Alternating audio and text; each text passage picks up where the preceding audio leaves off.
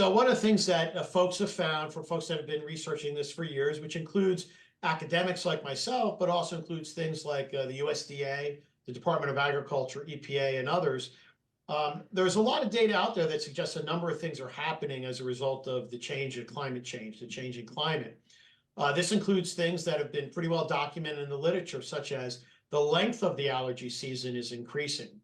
The duration is increasing. It's also tending to occur earlier.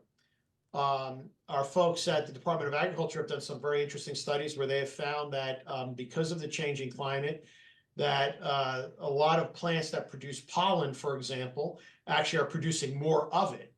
And in fact, there are some suggestions from some of the studies that the pollen that's being produced is even more allergenic than it once was. Wow. So not only is the allergy season increasing in length, it's happening earlier, we're getting more pollen, and some of those pollens may tend to be more allergenic, so or may cause more allergies just because they have a higher allergen content.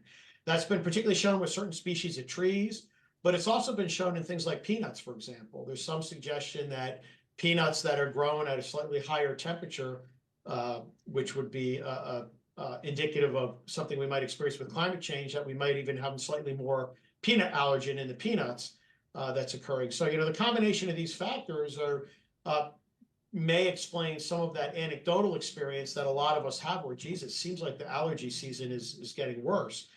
One of the other things that we've seen with the changing climate is we also don't have as consistent seasonal periods.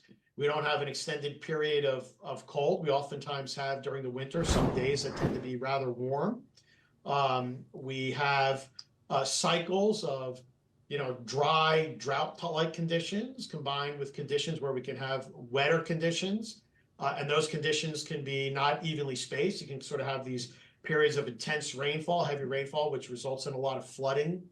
And when you have a lot of standing water and you have really wet conditions that last for a period of time, you can grow a lot of molds and other things. And molds also produce spores that can be really problematic for some people and their allergies. So the combinations of these factors combined with what we're seeing with climate change, in fact, may be indicative of some of these anecdotal observations that people are having where they say, boy, it does seem like the allergy seasons are worse than I remember. And I think there's scientific evidence to support that point, for sure.